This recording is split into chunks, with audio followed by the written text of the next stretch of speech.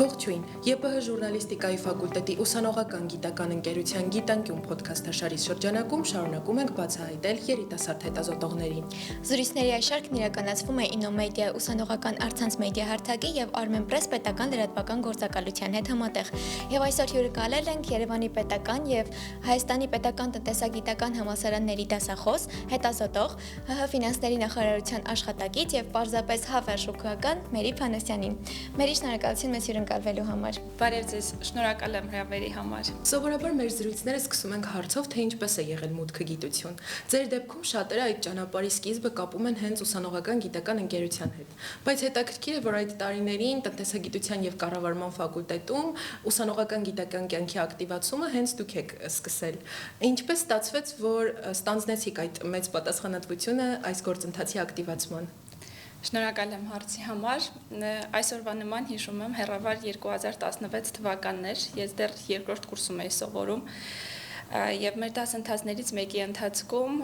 ղեկավար մարմնի ուսանողական գիտական ընկերության անդամներից եկան հայտարարելու, որ այդ տարի տեղի է ունենալու Երևանի պետական համալսարանի ուսանողական գիտական ընկերության հերթական գիտական նստաշրջանը եւ այդ հայտարարության նպատակը մասնակիցներ ներգրավելն էր ու բնականաբար դասախոսները մոտիվացնում են, որպեսզի մենք էլ մասնակցենք, գրանցվենք եւ դրա համար անհրաժեշտ էր ֆակուլտետային ուղին դիմել։ Երբ որ ինքս փորձեցի հետաքրքրվել ֆակուլտետային ՈՒԳ կազմողը եւ ինչ ընթացակարգերով պետք է մասնակցել միջազգային գիտաժողովին, պարզվեց, որ ֆակուլտետում ուսանողական գիտական ընկերությունը բավականին երկար ժամանակ չի գործում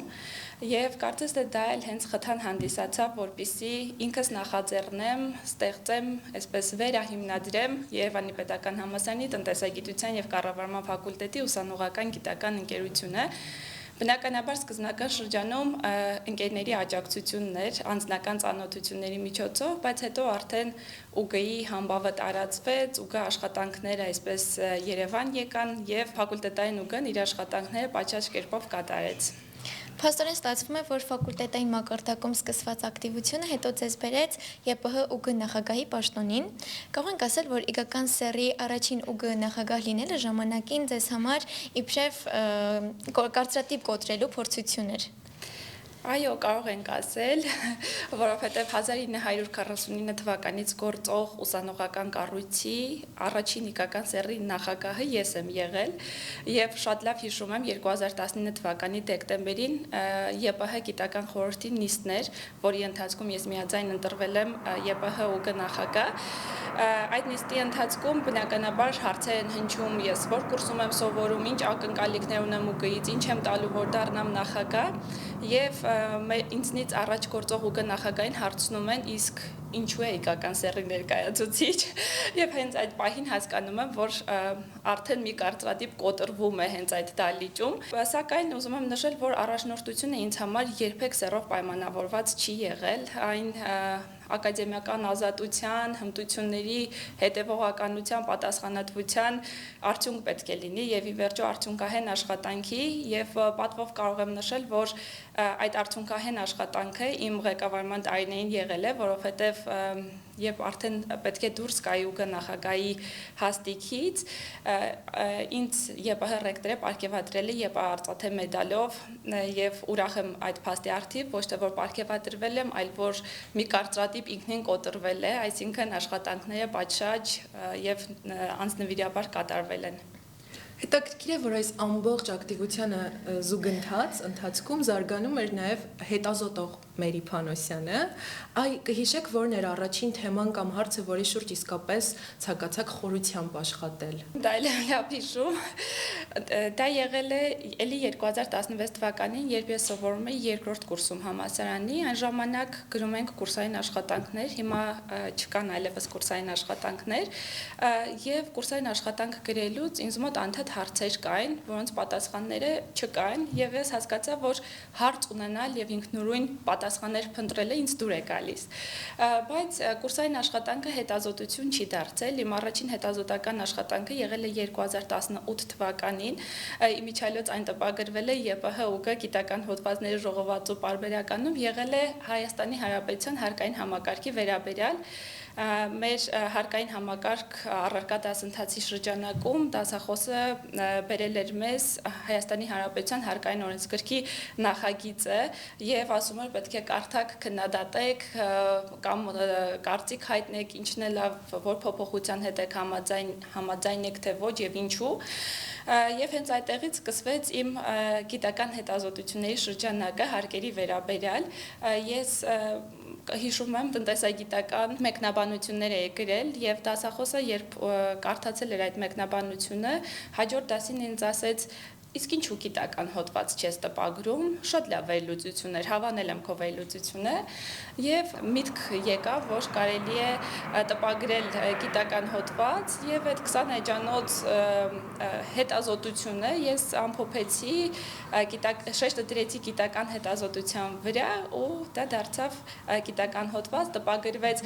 ուսանողական գիտական ժողովածուն, որը այն ժամանակ ԲՕԿ-ի երաշխավորման հանդեսների ցանկում կար, այսինքն նույնիսկ 2018 թվականին որպես առաջին տպագիր հոդված ուներ իրավական ուժ։ Եվ այս հետաքրքրությունների շրջանակը ձեզ բերեց արդեն ձեր ատենախոսության թեմային, այս պահին դուք ուսումնասիրում եք ՀՀ-ում հարկային համակարգի զարգացման տնտեսական եւ սոցիալական խնդիրները։ Եթե փորձենք թեման բարձրացնել մեր ոչ տնտեսագետ լսարանի համար, ապա այսօր Հայաստանի հարկային համակարգի գլխավոր խնդիրը ո՞րն է ձեզ։ Հայաստանի Հանրապետության հարկային համակարգը ունի տարբեր խնդիրներ, բայց թեմայի հետ առնչվող գլխավոր մարտահրավերներից մեկը հարկային արդյունավետության, տնտեսական արդյունավետության եւ սոցիալական արդարության մեկտեղումն է։ Այսինքն, ինչպես անել, որ բնակչությունը, տնտեսավարող սուբյեկտները սիրով վճարեն հարկեր եւ միաժամանակ ապրեն բարեկեցիկ։ Շատ տարբեր խնդիրներ կան, բայց հիմնական խնդիրը, որ կառանձնացնեմ եւ նաեւ ատենախոսության օբյեկտիվ, այսպես ուսումնասիրության թեման է, դա հարկային բեռի հավասարաչափ բաշխումն է։ Պետությունը հարկեր հավաքագրելով պետք է լուծի ոչ միայն ֆիսկալ խնդիր, այսինքն հարկերը պետք է լինեն ոչ միայն պետական եկամուտների համալրման միջոց, այլ նաեւ դա պետք է այնպես վերաբաշխվի տնտեսության մեջ, որպեսզի մարդիկ բարեկեցիկ կյանքով ապրեն։ Առնվազն չլինեն ծայրահեղ աղքատներ եւ ծայրահեղ հարուստներ։ Այ խոսեցիք հենց հարկերի սոցիալական ազդեցության մասին, ինչպես է ձևավորվում այն ճիշտ բալանսը, որ հարկային համակարգը լինի եւ արդար եւ չխոչընդոտի տնտեսությանը։ Տեսեք, հարկային համակարգի արդարությունը հարաբերական հասկացություն է, դա հարկի հիմնական բնութագրիչներից մեկն է, որ հարկերը պետք է լինեն արդար։ Բայց հարկը սահմանելիս, երբ որ մենք խոսում ենք հարկի մասին, ասում ենք հարկը համապարտադիր եւ անհատույց վճար է, որը կանձվում է ֆիզիկական եւ իրավաբանական անձանցից կոնկրետ ժամկետներում ու հստակ չափերով։ Երբ մենք այս համատեքստում ենք հարկի մասին խոսում, այստեղ կա համապարտադիրության գաղափարը, որը ինքնին արդարություն չի ենթադրում, եւ անկախ սոցիալական պատկանելիությունից, անկախ եկամտի չափից բոլոր մարդիկ հարկվում են։ Ինչպես ասում էր Բենջամին Ֆրանկլինը, երկու բան կա հավերժ, հարկը եւ մահը։ Այս համատեքստում արդարությունը բարդ է սահմանելը։ Բայց ես արդարության կոնտեքստը կապել եմ բաշխման ֆունկցիայի հետ, որովհետև ինչ է անում պետությունը, ֆիզիկական եւ իրավաբանական անձանցից հարկեր հավաքագրելով, այն վերաբաշխում է, բաշխում է տնտեսության մեջ տարբեր ոլորտներում, մասնավորապես առողջապահություն, կրթություն, սոցիալական ապահովության ծրագրեր, ենթակառուցվածքների զարգացում եւ այլն։ Այդ վերաբաշխումը պետք է այնպես լինի, որպեսզի հնարավորինս մեղմացնի եկամուտների բևեռացումը, որպեսզի Հայաստանի Հանրապետության հարկային համակարգը լինի արդյունավետ եւ այդ բեռը թեթևացնենք բնակչության ուղղակի ուսերին մնալուց, հարկային համակարգը պետք է լինի թափանցիկ, հաշվետվողական, հարկային օրենսդրությունը պետք է անընդհատ փոփոխության չենթարկվի, որպեսզի մարդիկ տնտեսավարող սուբյեկտները նաեւ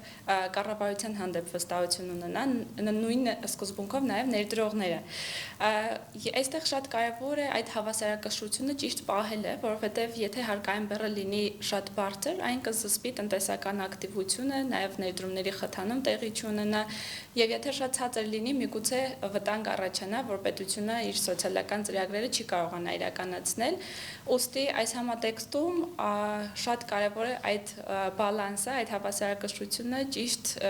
ընդգծելը։ Մի փոքր դուրս գալով այս հետազոտական թեմայից անդրադառնանք ձեր արտերկրի վերապատրաստումներին, տարբեր շարժոնության ծրագրերով տարբեր երկրներում եք եղել, ինչպես է այս փորձը անդրադարձել ոչ միայն ձեր գիտական մտածողության, այլև ձեր հետազոտական թեմաների վրա։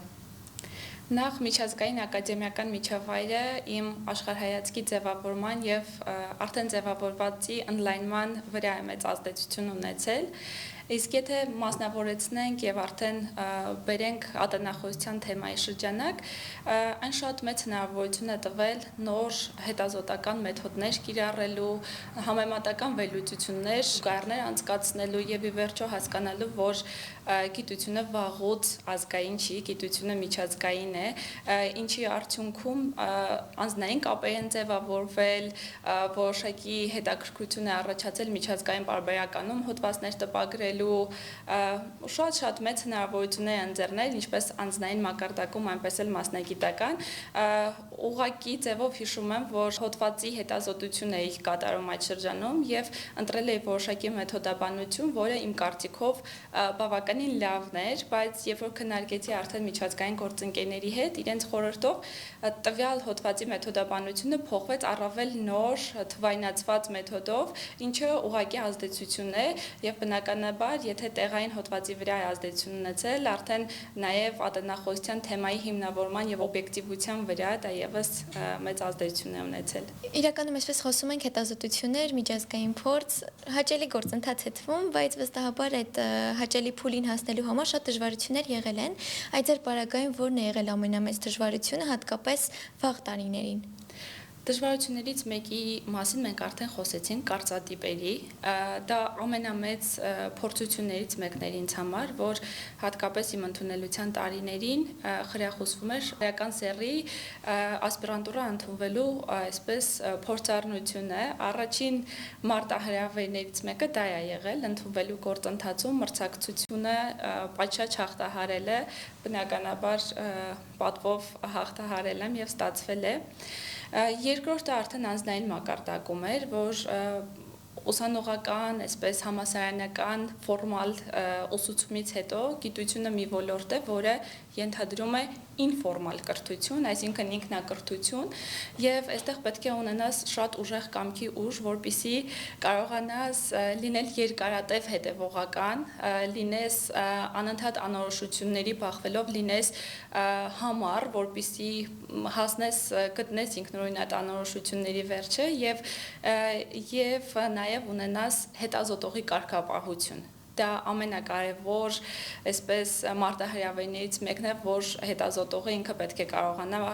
ինքն իրեն հաղթահարել, այսինքն ժամանակի կառավարման խնդիր, ժամկետների խնդիր, այսպես ամենօրյա աշխատանք, որպեսզի թարմացնես քո գիտելիքները, ամենօրյա սովորելու ջանք, երևի թե սրանք։ Արդեն նշեցիք մի քանի խորհուրդ, բայց մեր վերջին հարցը այն էր, թե եթե որևէ մեկը մտածում է մտնել գիտության ոլորտ, թե ոչ, ապա ձեր սեփական փորձից ինչ խորհուրդ կտայիք նրան։ Եթե մտածում է, արդեն ուզում է, ես կարծում եմ, որ եթե ինչ-որ մի բան մտքում կա, ուրեմն կա նաև ցանկություն։ Խորհուրդ կտամ անպայման փորձել, որովհետև գիտությունը սահմաններ չունի, անծայրածիր աշխարհ է եւ երբ դու սկսում ես մի բան բացահայտել ինքնուրույն, դա ամենամեծ հաճույքն է, որ հետազոտողի հետ կարող է պատահել։ Աշխարհում շատ մարդիկ կարող են քեզ խորհուրդներ տալ, շատ մասնագետներ կարող են քեզ ուղղորդել, բայց հետազոտողի ամենակարևոր հատկանիշներից մեկն այն է, որ ինքը ինքնուրույն փորձում է բացահայտել մի բան։ Իր գլխում ունենում է հարցեր, որոնց պատասխանները ինքնուրույն փորձում է փնտրել։ Փնտրտուքի ուղին շատ բարդ է լինելու։ Ոչ ոք չի ասել, որ հեշտ է լինելու, սկսած տեխնիկական մասից, ավարտած մասնագիտական խորը վերլուծություններով։ Բայց երբ մարդիկ փորձում են զարգացնել իրենց վերլուծական միտքը, աշխարհը սկսում են ճանաչել այլ կերպ։ Ես խորհուրդ կտամ, որ փորձեն մտնել գիտություն, փորձել բացահայտել այդ անծայրածիր աշխարհը եւ չհանձնվեն ամենակարևորը, որովհետև ինչպես իմ շատ սիրելի Վիկտոր Համբարձումյանն էր ասում, մեր հայ ազգի գիտնականներից, գիտության ոլորտը սխալվելու մասին չէ եւ երբեք չպետք է վախենալ սխալներից, որովհետև սխալվելու ճանապարհը մեզ տանում է ճշմարտություն։ Կուզենամ, որ այս մոտեցմամբ առաջնորդվեն հատկապես երիտասարդները, որովհետև իմ ճանապարհին են շատ դժվարություններ հանդիպել, բայց դժվարությունները հաղթահարելու մասին են, այլ ոչ թե հանձնվելու։ Շնորհակալություն Մերի ձեր ճանապարհի մասին մեզ պատմելու, ինչպես նաև արժեքավոր խորհուրդների համար։ Այս պայն առաջարկում եմ անցնել մեր հաղորդման երկրորդ հատվածին, բլից հարցերին, որտեղ ձեզնից ակնկալում ենք շատ արագ եւ անկեղծ պատասխաններ։ Շնորհակալ եմ շատ, սիրով։ Եթե ոչ գիտություն, ապա Արվեստ, Հարկերի մասին տարածված միֆ, որը ձեզ ամենաշատն է նյարդայնացնում։ որ չպետք է հարկերը վճարել։ կոնֆերանսի մասնակցություն աշխարհահռչակ տնտեսագետների հետ, թե մեկ հոդված Scopus-ային ամսագրում։ Կոնֆերանսների մասնակցություն աշխարհահռչակ մասնագետների հետ։ Մարդ, ով ոգեշնչում է ձեզ գիտության ոլորտում։ Վիկտոր Համբարձումյան։ Մեկ նմանություն հարկային համակարգի եւ գիտության միջև։ Գիտության եւ հարկային համակարգի։ Ընդհանրապես նման չէ։ Հարկերի թաքցրել գիտությունները նաև։ Երևի թե սոցիալական կողմը, իրենք ունեն սոցիալական բնույթ առանց մարդկանց ոչ հարկերը կլինեն, ոչ գիտությունը։ Եթե չլիներ ուսանողական գիտական ընկերությունը, ապա Ապա աուդիտ։ Եվ ձեր գիտական ուղին մեկ բառով Նպատակասիրացություն։ Մերի շնորհակալություն ձեր անկեղծ եւ մոտիվացնող պատասխանների համար, վստահ եմ շատ օգտակար կլինի մեր լսարանի համար։ Շնորհակալ եմ բովանդակալից եւ հետաքրքիր զրույցի համար, մաղթում եմ հետագա հաջողություններ։